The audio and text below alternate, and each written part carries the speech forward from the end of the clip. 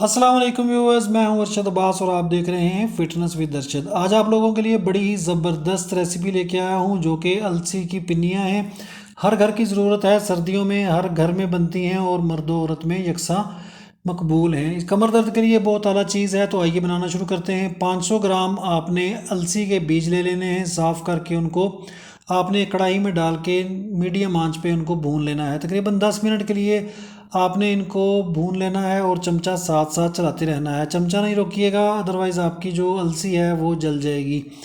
तो इसको 10 मिनट के लिए भूनने के बाद हमने इसको एक चॉपर में डाल के अच्छी तरह इसको बारीक कर लेना है। जितना बारीक हो सके उतना कर लें, बिल्कुल फ़ाइन पाउडर नहीं होगा। फ़ाइन पाउडर करने की कोशिश ना करें, बस जितना हो जाए। ये मैं आपको दिखा भी देता हूँ कि कितना मैंने कर लिया था।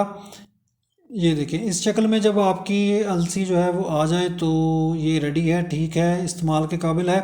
तो अब हम क्या करेंगे कि एक देगची में 2 लीटर पानी ले लेंगे और उस पानी में 1 किलो के करीब गुड़ जो है वो डाल के इसकी चाश तैयार करेंगे। मैं ज़्यादा मिकदार में बना के रख लेता हूँ और वक्तन फ़ुक्तन खाता रहता हूँ। आप अपने हिसाब से मिकदार जो है वो कम कर सकते हैं अगर आपने थोड़ा बनाना हो। तो 1 किलो गुड़ को पानी में डाल के मीडियम आंच पे हमने इसको पकाते रहना है और चमचा चलाते रहेंगे तो इसकी चाश तैयार हो जाएगी। इसको हमने एक साइड पे रख देना है। अब हमने क्या करना है कि एक कढ़ाई में 700 ग्राम प्योर देसी घी ले लेना है। बिल्कुल खालिस घर का देसी घी है ये मेरे पास। आप भी अच्छा खालिस देसी घी लीजिएगा।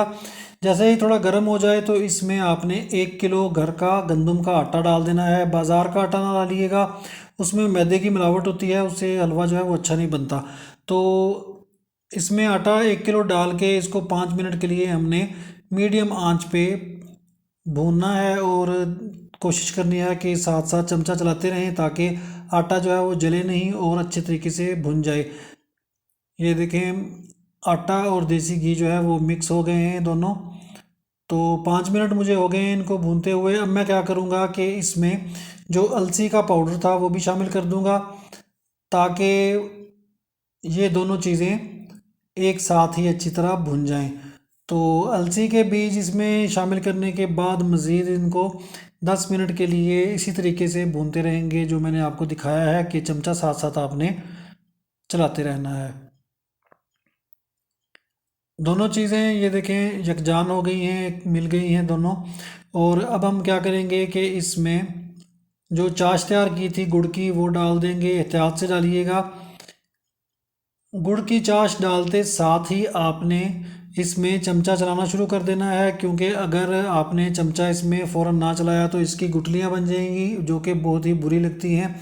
तो अगर गुठलियाँ बन भी जाती हैं चमचा चलाने के दौरान भी तो उसको चमचे की मदद से तोड़ते रहेंगे। और ये देखें, आपने इसको 1-2 मिनट के लिए ही पकाना है तो पानी जो है वो ड्राई होना शुरू हो जाएगा।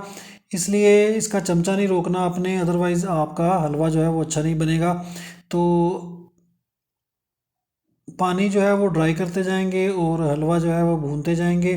जैसे जैसे पानी जो है वो ड्राई होगा वैसे वैसे इसकी शक्ल जो है वो हलवे की सूरत में आती जाएगी। ये देखें, अब हमने क्या करना है कि 50 ग्राम इसमें खोपरा डाल दिया है कद्दूकश किया हुआ, 50 ग्राम किशमिश डाल दिया है छोटी, और 100 ग्राम इसमें मैंने ड्राई फ्रूट्स डाल दिए हैं जिसमें काजू बादाम पिस्ते और अखरोट शामिल थे। तो इस तरह मिक्स कर लें अच्छी तरह और तकरीबन 5 मिनट मज़ीद लगा के आपने इसको भून लेना है। चमचा साथ साथ चलाते रहना है।